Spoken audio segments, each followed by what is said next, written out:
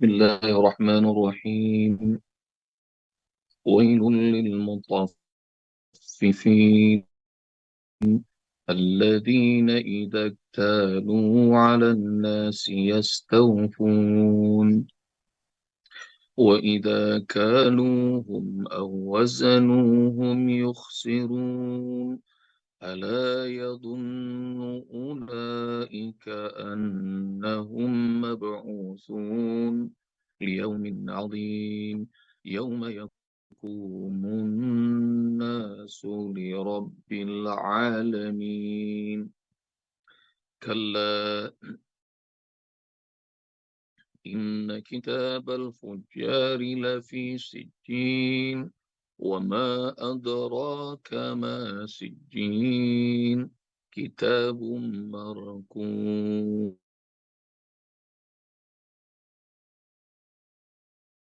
ويل يومئذ للذين يكذبون بيوم الدين وما يكذب به إلا كل معتد أثيم إذا تتلى عليه آياتنا قال أساطير الأولين كلا بل ران على قلوبهم ما كانوا يكسبون كلا إنهم عن ربهم يومئذ لمحجوبون ثم إنهم لصالو الجحيم ثم يقال هذا الذي كنتم كلا إن كتاب الأبرار لفي إليين وما أدراك ما عليون كتاب مرقوم يشهده المقربون إن الأبرار لفي نعيم على الأرائك ينظرون تعرف في وجوههم نظرة النعيم يسقون من رحيق مختوم ختامه مسك وفي ذلك فليتنافس المتنافسون ومزاجه من تسنيم عينا يشرب بها المقربون إن الذين أجرموا كانوا من الذين آمنوا يضحكون وإذا مروا بهم يتغامزون وإذا إليهم انقلبوا فكهين. Bunda sekalian rahmati Allah Subhanahu wa taala. Gambarnya suaranya aman apa putus-putus? Aman. Oke. Innalladzina ajramu sesungguhnya orang-orang pendosa durjana kanu minalladzina amanu yadhakun. Mereka itu dulu ketika di dunia suka ngetawain orang-orang yang beriman.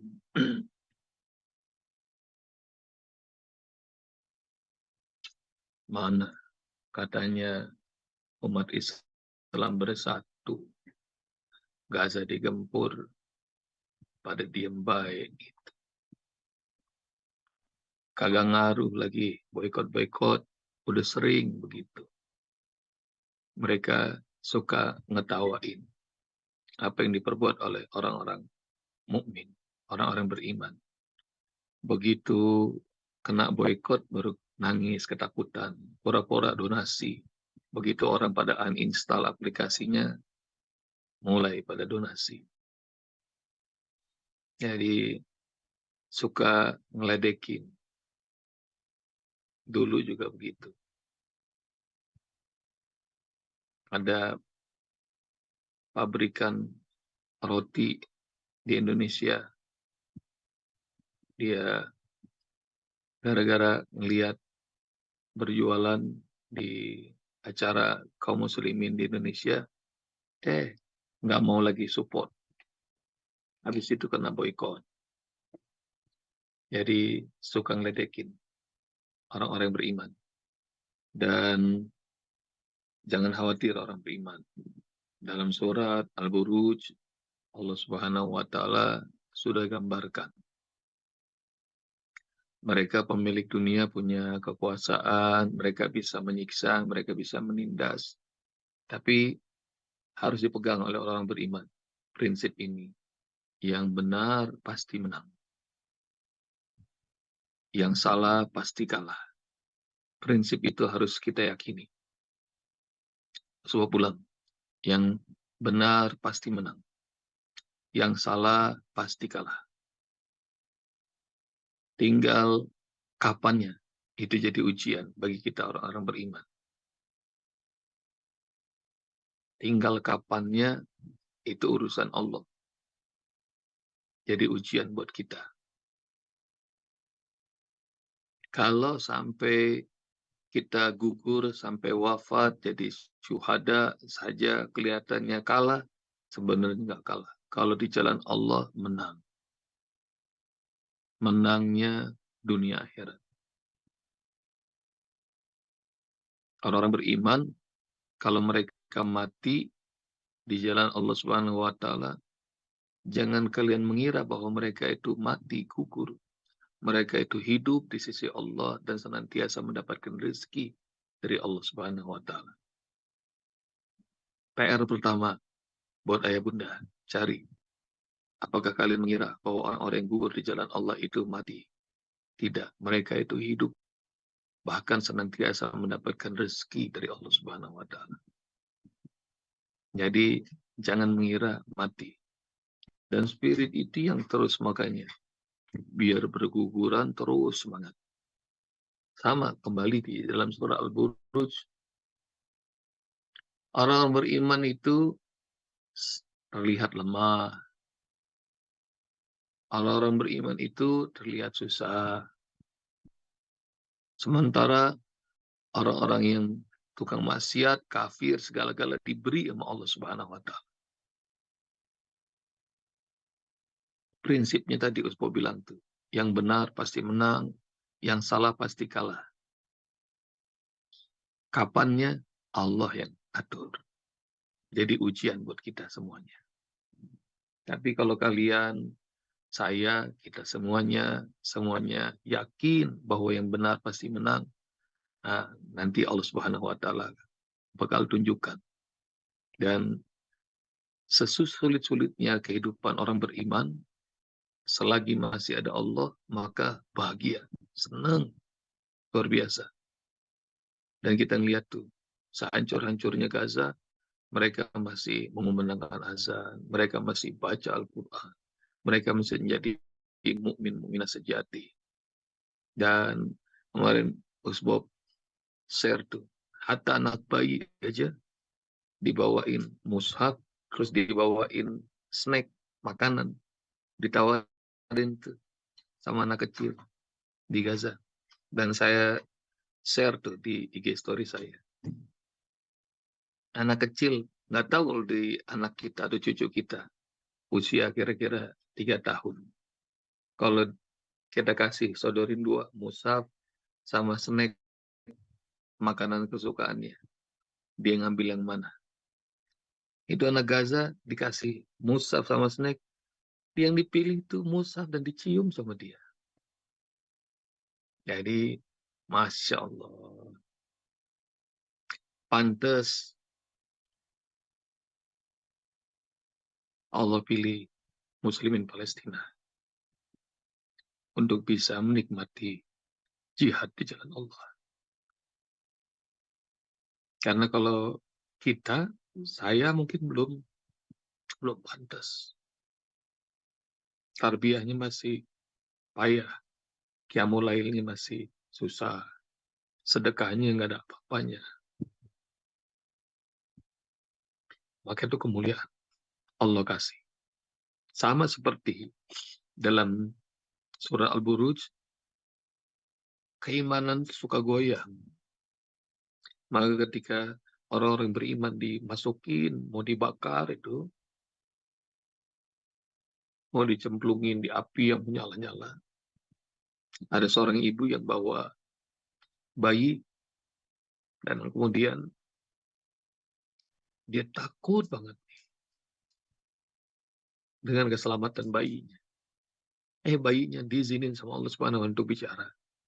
Ayo Bu, kita lompat, asalkan kita tetap beriman sama Allah Subhanahu wa Ta'ala.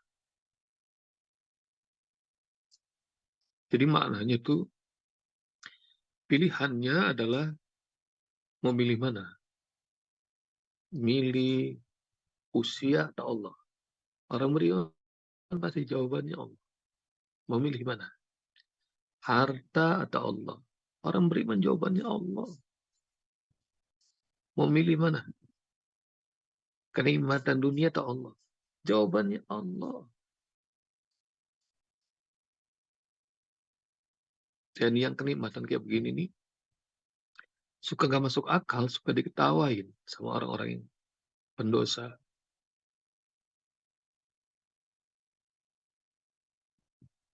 Dan dulu ada sahabat Rasulullah SAW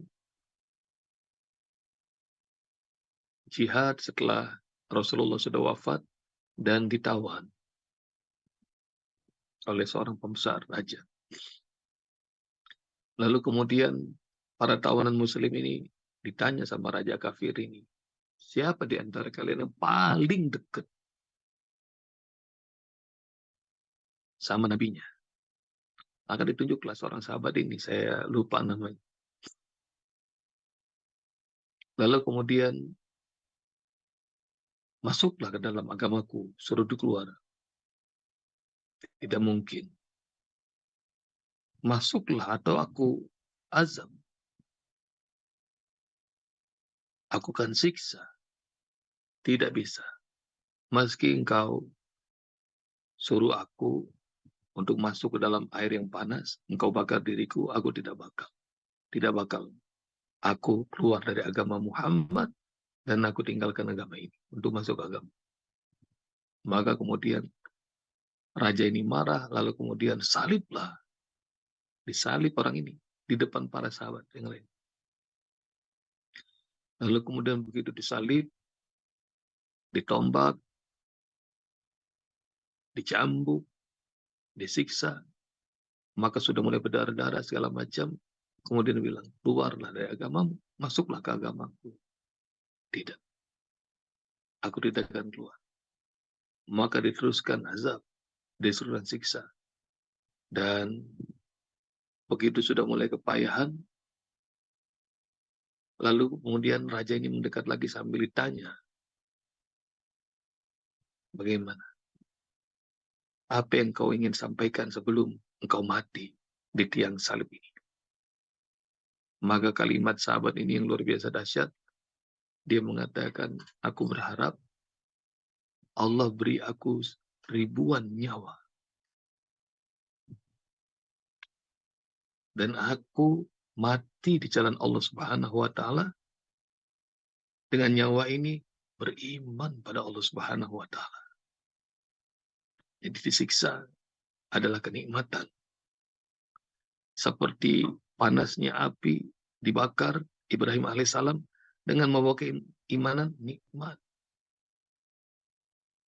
Sementara lihat tuh, orang-orang munafik yang mereka milih menjual agama, menjual negara karena ingin bersama-sama barisan Firaun, bersama barisan Namrud, bersama barisan Abraha, mencari aman. Ketika semua orang menertawakan mereka, orang-orang beriman, maka orang-orang munafik ini nyesel dalam hati. Nah, Bunda, pelajaran buat saya dan kita semuanya. Iman itu mahal. Dan iman itu suka dilecehkan dan diketawain. Ayat 29 ini, orang beriman itu suka diketawain. Kalau ayah bunda ibadahnya masih biasa-biasa aja, belum ada yang nyakitin, belum ada orang yang menyinggung, itu imannya belum naik kelas. Kalau sudah mulai disakitin, apalagi kalau disakitin kayak orang Gaza, punya rumah, rumahnya dihancuri, listrik dimatiin, air nggak dialirin, mau bekerja nggak bisa, diganggu terus. Mudah-mudahan itu tanda-tanda dari Allah bahwa Allah sayang, Allah merahmati. Maka dari ayat 29 ini belajar bahwa dari dulu orang-orang beriman itu gangguannya nggak kelar-kelar. Kenapa? Karena setan itu, setan jin maupun setan manusia nggak bakal seneng sama orang beriman. Kenapa? Karena dia nanti bakal dapat kedudukan yang amat tinggi di sisi Allah Subhanahu wa Ta'ala. Dia pilih terus bersama Allah. Dalam ramai maupun dalam sepi, dalam gelap maupun dalam terang. Bersama Allah, dalam sunyi maupun ketika dalam kondisi sendiri. Dalam bahagia maupun dalam duka. Selalu bareng Allah. Dalam kondisi lapang maupun sempit. Selalu sama Allah. Wa idza marru bihim yataghammazun. Dan orang-orang durjana itu kalau ngelewatin orang-orang yang beriman, mereka nggak cuma mencibirnya pakai verbal, maka sudah pakai body shaming, bahkan udah pakai isyarat-isyarat, pakai bibir lah, pakai jari lah, pakai mata lah. PR kedua buat ayah bunda. Gibah tuh, gibah nggak cuma sekedar ucapan lisan, ngomongin orang. Jadi pakai mata juga bisa gibah. Lihat tuh ibu jilbabnya miring. Karena temannya mana? Tuh, pakai mata doang. Nah, pakai mata tuh gibah tuh. Jadi berlatih sama ya bunda, jaga akhlak. Jangan ngikutin akhlaknya orang-orang pendosa ini. Allah bilang. Jadi mata dijaga, mulut dijaga, tangan dijaga.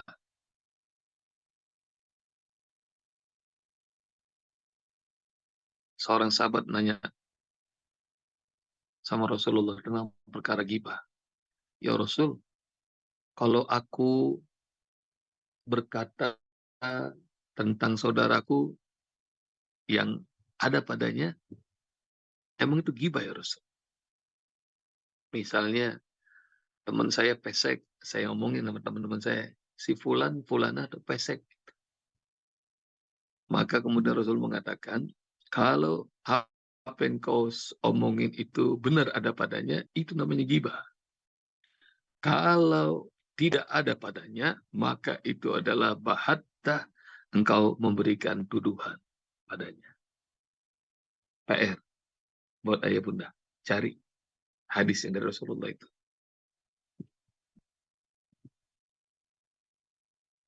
Jadi kalau ngomongin di belakang orang yang benar ada padanya, itu namanya gibah, kata Rasulullah.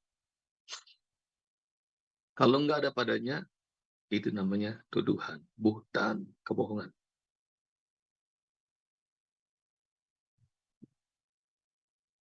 Udah pada ngopi belum? Ayo bunda. Mama Sarifah, sehat-sehat ya. Insya Allah.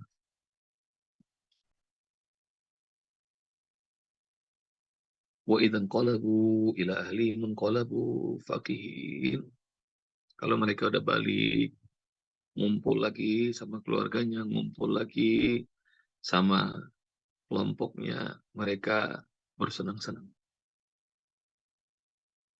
Kalau udah kumpul sama komunitasnya, makin gila. Gilanya itu sampai pesta pora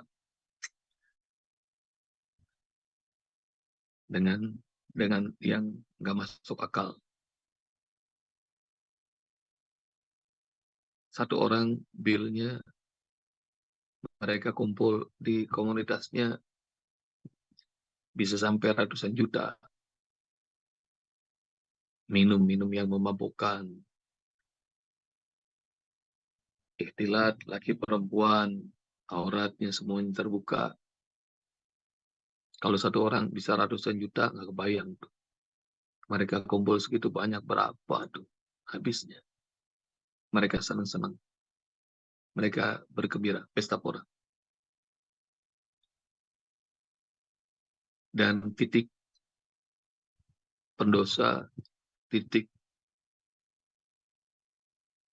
mereka bakal sampai klimak dihancurkan sama Allah Subhanahu wa taala kalau mereka lagi senang-senang.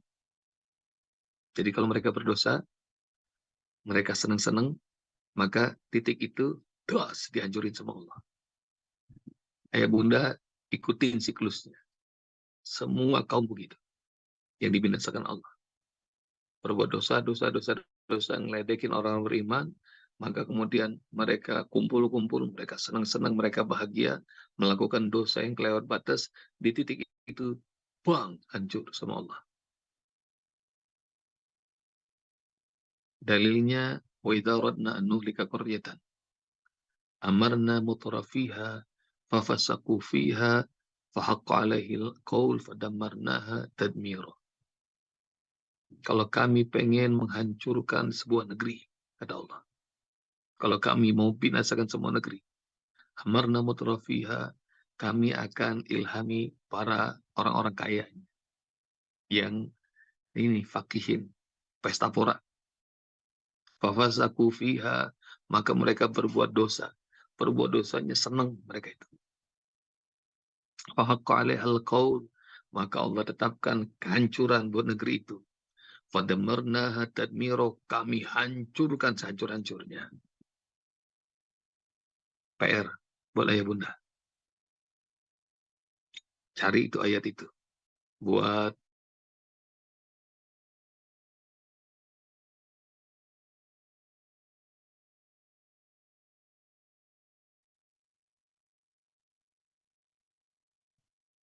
cek, putus-putus kayaknya sinyalnya. Putus-putus. Terakhir tadi itu PR-nya cari ayat itu. Ayat di mana Allah Subhanahu wa taala ngasih tahu siklus. Di mana Allah bakal turunkan pertolongan buat orang-orang beriman dan Allah hancurkan orang-orang pendosa sehancur-hancurnya. Ini sama ini.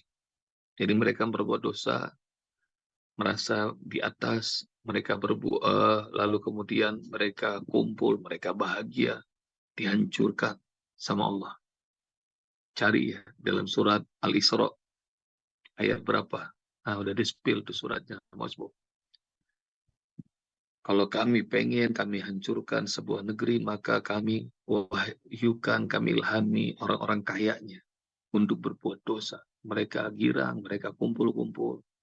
Maka kemudian kami tetapkan ketetapan kami hancurkan sehancur-hancurnya. Ini sama. Jadi wa'idhan qalabu ila ahlihim qalabu faqih. Kalau mereka udah kumpul-kumpul.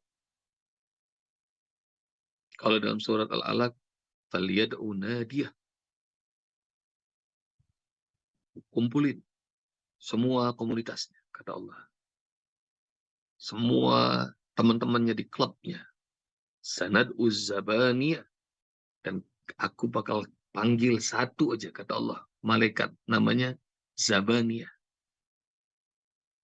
Faliyad'u nadiyah sanad uzzabaniyah. Kalla la tutihu wasjud waqtarib. Maka orang beriman sama pesannya. Seperti Allah pesan kepada Rasulullah, la tutihu, jangan taat sama orang-orang pendosa. Wasjud, maka perbanyaklah sujud engkau Muhammad, waqtarib, dan makin dekat sama Allah Subhanahu wa taala. Maka ya Bunda, kalau lagi kondisi kayak begini, kayaknya Gaza kok nggak ada yang nolongin, gitu. Maka minta pertolongan sama Allah yang Maha Kuat. Perbanyak sujud, banyak datengin Allah, amat mudah bagi Allah. Membuat air yang lembut bisa menenggelamkan Firaun dan bala tentaranya. Amat mudah bagi Allah membuat seekor lalat yang kecil bisa membinasakan Namrud dan menghancurkan kerajaannya. Amat mudah bagi Allah menghancurkan Ad, menghancurkan Samud, menghancurkan orang-orang yang bermaksiat, yang tidak mau taat kepada Nuh. Amat mudah bagi Allah. Maka dalam kondisi begini kita bingung. Kita cuma bisa doa, bantuin saudara-saudara kita yang di Palestina. Doa terbaik. Ayah bunda yang mau merintih, yang mau nangis, mau melas-melas, mau mengibah sama Allah, minta. Jadi doa kekuatan kita. Meskipun kita ini lemah, sama nih di ayat 29-31 Mutaffifin ini, orang beriman lemah, orang beriman suka diledek, orang beriman dibilang nggak bersatu, semuanya itu. Segala gambaran kelemahan ada. Tapi kita punya Allah. Minta sama Allah. Minta untuk agar Allah selamatkan saudara-saudara kita, kaum muslimin, di Palestina, di Gaza khususnya. Demikian ya Bunda. Semoga Allah Subhanahu wa taala merahmati kita dan membuat kita makin tegar untuk terus beriman pada Allah, istiqomah di jalannya dan tidak mau tergadai sedikit pun terhadap tipu daya dunia, tipu daya setan. Keep istiqomah, terus semangat ayah bunda. Insya Allah istiqomah sampai husnul khotimah. Assalamualaikum warahmatullahi wabarakatuh.